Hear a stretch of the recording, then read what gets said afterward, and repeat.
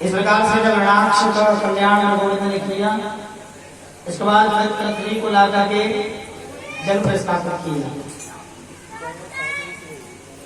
एक और बहुत परम ऋषि हुए थे जिनका नाम है कर्दम।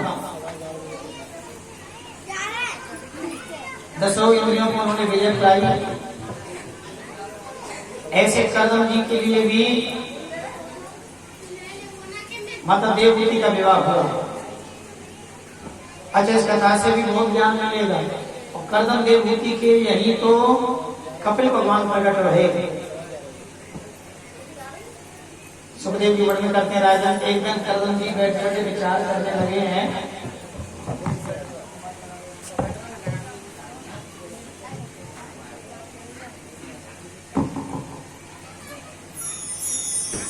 अच्छा, पीलिए सबने पानी पीलिए। अब कथा में ध्यान देना है। सुखदेव जी वर्णन करते हैं, राजन कर्दम जी एक दिन बैठे बैठे विचार कर रहे थे। सभी आश्रमों में पहुंचे हैं, बहुत बड़े ऋषि हैं ना। देखा कि जितने भी ऋषि हैं सब अपना अपना गृहस्थ बना करके अपने ही आश्रम में रह रहे हैं। तो कर्दम जी के मन में भी विचार आ गया, क्यों ना हो मैं भी अपना विवाह करूं। विवाह की मन में इच्छा करते हुए उसी समय तब करने के लिए जैसे बैठे हैं और तो उनकी समाधि लग गई। भगवान प्रकट होकर के कर्दम जी से कहने लगे, कर्दम मां मुझे चाहिए क्या? कर्दम जी ने कहा, प्रभु बस आप आ गए और मुझे चाहिए क्या? भगवान ने कहा कि मैंने तो तुम्हारे विवाह की चर्चा भी चला दी। कर्दम जी बोले, महाराज मुझे नहीं करना विवाह, आप मिल गए बस। भाई जिसको भगवान मिल गए हो तो उससे क्या चिंता विवाह की। भगवान ने कहा, कर्दम अब मैं सब जानू, तुमने जो तपस्या करी है ना वो विवाह के लिए की है, लेकिन मैंने चर्चा चला दी, मेरी बात खराब हो जाएगी। कर्दम जी कहने लगे, वैसे तो इच्छा नहीं है, अगर आप बार बार कह रहे हैं विवाह कर देंगे तो मैं करूंगा, लेकिन मेरी शर्त होगी। भगवान क्या शर्त है? कि मैं विवाह करूंगा लेकिन मेरे घर पुत्र बन करके तुमको आना पड़ेगा। भगवान ने कहा, ठीक है मैं तुम्हारे घर पुत्र बन के आऊंगा। जैसे ही माता देवहूति का विवाह कर्दम जी के साथ हुआ और भगवान ने आशीर्वाद दे दिया, मैं तुम्हारे घर पुत्र बन के आऊंगा। अब देखो कर्दम जी के पुत्र तो हुआ नहीं, पुत्री है 9। इन 9 पुत्रियों में सबसे बड़ी पुत्री है अनुसुईया। ये अनुसुईया ने अत्रि मुनि को ब्याही। सुखदेव जी वर्णन करते हैं, राजा परीक्षित जब 9 कन्याएं हो गई, 9 कन्याओं का विवाह हुआ, कर्दम जी घर को छोड़ के जैसे जाने लगे तो उनकी पत्नी ने उन्हें रोक दिया, स्वामी आप चले जाएंगे तो फिर हमारा कौन रखवाला है? धर्मेंद्र भैया वही रखवा रहेंगे पीछे। हाँ अरे नहीं वही रखवा रहेंगे, बस आध घंटा ही बात हो रहे, कल से दिन में रखवा दिया करो पानी, ठीक है? ये पानी की बड़ी माया विचित्र है परीक्षित जी। ये पानी नहीं होता तो राधे राधे हो जाता ना। और यही समस्या पानी की तो है ही, बगल में पानी पानी है आपके, दूर नहीं, बगल में यमुना बह रही है, फिर भी समस्या पानी की है। समस्या क्या नहीं, हम तो दिन भर देखे हैं टैंकर ही बहुत लोग। हाँ, यमुना को जल तो शीतल है, पानी है जिंदगानी। पानी की बड़ी विशेषता, पानी है जिंदगानी, बन जाए मौत पानी। हाँ? पानी है जिंदगानी, बन जाए मौत पानी। और पानी की पूछ बल से मुश्किल से पार पानी। पानी गर पड़े ना पृथ्वी हरे ना पानी, और पानी जो बरस एकदम हो जाए पानी। मरने के बाद में भी देते हैं लोग। ये पानी की माया है। कहाँ चली थी अभी कथा? ऐसे ही एरिया मैंने अभी कथा करी तो मैंने पूछा भैया कथा कहाँ चल रही है? एक बोले पंडित जी टेंट के नीचे चल रही। करदम जी को विवाह हुआ देवभूति के संग, देवभूति के 9 कन्याएं नहीं, 9 कन्या को विवाह है। करदम जी घर छोड़ के जाने लगे तो उनकी देवभूति को रोक दिया, स्वामी कन्याओं का हो गया ब्याह, आप भी चले जाएंगे तो मेरा कौन है? एक पुत्र घर में है जाए। अब स्वयं भगवान नारायण पुत्र बन करके कपिल रूप में प्रकट हुए हैं।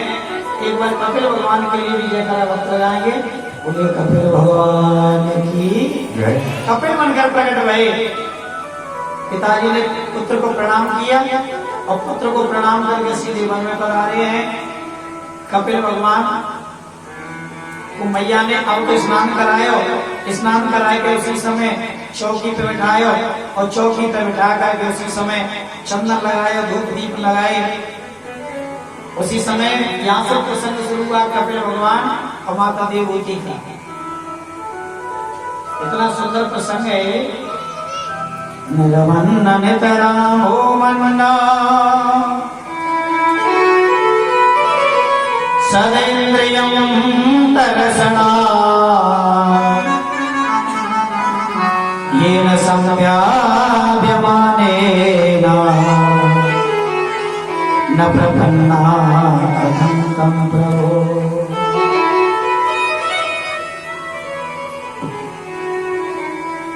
आज माता देवभूति से कपिल भगवान ने कि मैया तू तो मेरी माँ है।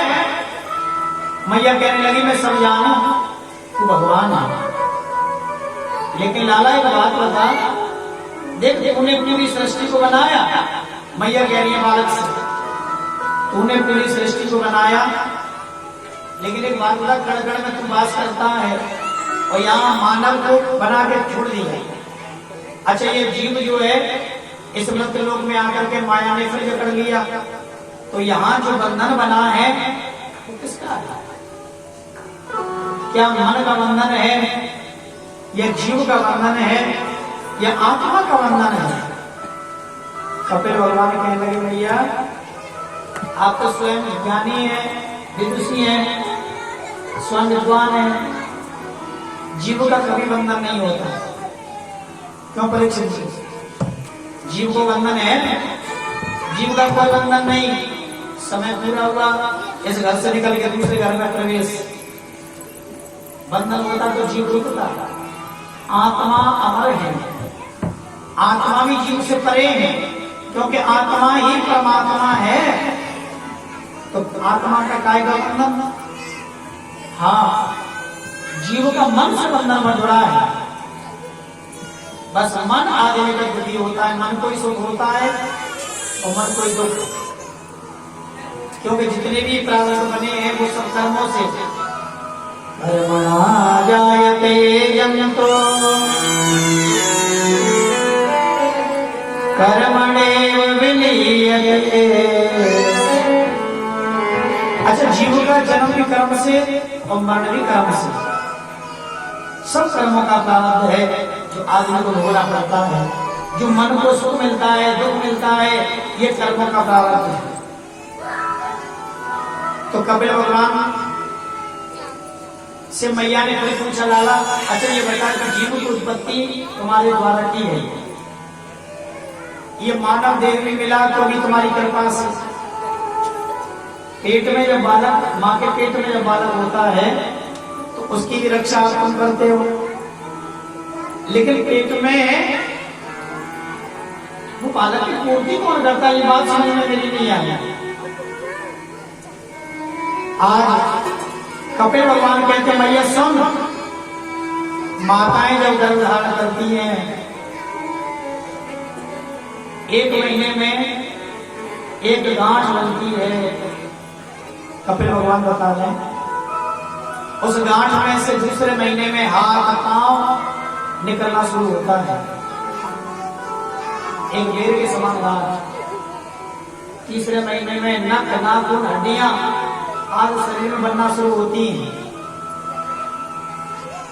चौथे महीने में झिल्ली में लिपटा हुआ जीव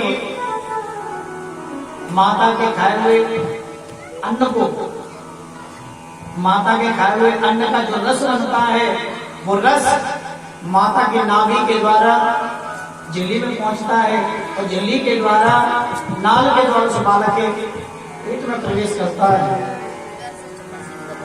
5 महीने में आप लोगों ने देखा होगा बालक बाईं कोख से दाईं कोख में, दाईं कोख से बाईं कोख में घूमता है, फड़फड़ाता है पेट में। तो मैया ने पूछी कपिल एक बात बताओ, पेट में जब बालक होता है तो बड़ा सुख मिलता होगा, न ठंड लगे न गर्मी लगे न बारिश की चिंता, तो पेट में जो बालक होता है उसे तो सुख ही सुख है। कपिल भगवान बोले मैया क्यों ना जाने, गर्भवास समम दुखम भूतो न भविष्यति। गर्भवास में जितना कष्ट, जितना संकट, जितना दुख उस बालक को भोगना पड़ता है उतना कभी नहीं किसी ने भोगा। उल्टा लटका रहता है बालक, भगवान से प्रार्थना करता भगवान बस इस नरक से मुझे बाहर निकाल, बस तेरा ही गुणगान करूंगा। उल्टा लटका रहता है बालक। माता का खाए हुआ अन्न, अब देखो माताएं कुछ स्वाद के लिए कछु कछु चीज खाती हैं, अब कटु चीज खाती हैं तो उसका रस तो जाएगा बच्चे के पेट में, फिर वो बालक फड़फड़ाता है। माता कहती बालक घूम रहा है, महीने भर बढ़ता है, 6 महीने 7 महीने, फिर भगवान के चिंतन करता है भगवान बस इस नरक से मुझे बाहर निकाल, और बाहर निकलते तेरा ही गुणगान करूंगा और कुछ नहीं करता। 9 महीने बाद बालक पैदा हुआ और पैदा होती बड़ी जोर से रोना शुरू। जब पैदा होती बड़ी जोर से रोना शुरू कर दिया, कहां कहां की आवाज करके रोता है। कुछ माता कहती है देख अन्ना गर्भ छोड़ा है, जब बालक जन्म ले तो बड़ी बड़ी कहता है कि अन्ना गर्भ छोड़ा है, वो कछु अपना ना करे, वो कहे कहां कहां कहां, वो कहता है कौन सी जगह आया है। हे भगवान, भगवान को तो भूल गया और कहां कहां में फंस गया, और कहां कहां में फंसा तो फिर माया ने पकड़ लिया। महीना 2 महीना को बालक है वो पेट में बाधा करके आया, भगवान मुझे इस नरक से बाहर निकाल तेरा गुणगान करूंगा। लेकिन महीना 2 महीना को है जाए, भूख लगे तो रोएगा, प्यास लगे तो रोएगा, मच्छर खा नहीं सकता रोएगा। अब कोई पड़ोसन देख के गई हो और बालक लगे भूख, और बालक बोले तो नंबर लगाए गए तो घर के कहते हैं वो तो लाला खरानी देख गई, भाई जाके नजर लग गई, 50 पैसे टोटका करेंगे बालक को। लेकिन बालक कैसे कहे अम्मा को भूख लगी है, पेट में कह के आओ भगवान तेरा नाम लग लो। 2-3 साल को या 4 साल को तो स्कूल भेजने वाले थे, दिन भर पढ़ गई, एक बेर जावे, शाम को आवे, फिर बालक के संग खेले और खेले के फिर बालक सो जाए, फिर सवेरे फिर पढ़ के जाना, पेट में कह क्या भगवान नाम लग लो। थोड़ा बड़ा हुए ये बात हम जब तक विवाह नहीं होता बालक का तब तक हर बंधन से मुक्त है बालक। 10 दिना मामा क्या जा सके, 10 दिना बहन क्या जा सके हैं, लेकिन भैया जातना ब्याह है जाए आए भाग्या वो बंद। अगर 2-4 दिन आपको बहन क्या चलो जाएगा ना तो पीछे तो सोचेगा हमारी भाई थे, हमारी अम्मा नहीं मिल गई हुई, जब मैया ने हम पैदा करे भाई तो भूल गए, जो कह रहे हैं हमारे बहू थे, हमारी अम्मा नहीं मिल गई हुई। क्या कपिल भगवान कहते मैया ये माया को बंधन है, पेट में कह क्या भगवान तेरा नाम लूंगा।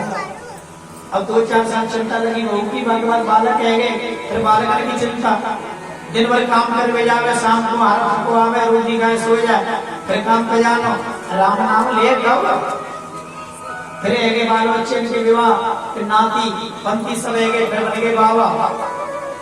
अब मैंने देखे अम्मा बाबा का करे मालूम है, छोटे छोटे बालका ने कंधा में धर रहे, लाला वहां में पूरी गली में मैंने कल देखो यहाँ 2-4 बड़े बड़े ऐसे बालका लेने के धोरे, और लाला रोवे तो लाला चुप करे, लाला चुप कहे जा, लाला चुप कहे जा। लेकिन बड़ो बड़ो ये ना सोचे मैं राम नाम लूं जाते मेरे उद्धार है ना, राम नाम की मत के और पेट में कह क्या भगवान तेरा नाम लगो में बड़े बूढ़े ज्यादा है जाए तो घर के फिर बाबा बाहर के कमरा में पट गए दादा यहाँ सो जाए और मैं खास है पठार है संध्या समय याद करे कि तुम तो रोटी आए क्यों लेकिन फिर ना सोचे मैं राम नाम लूंगा।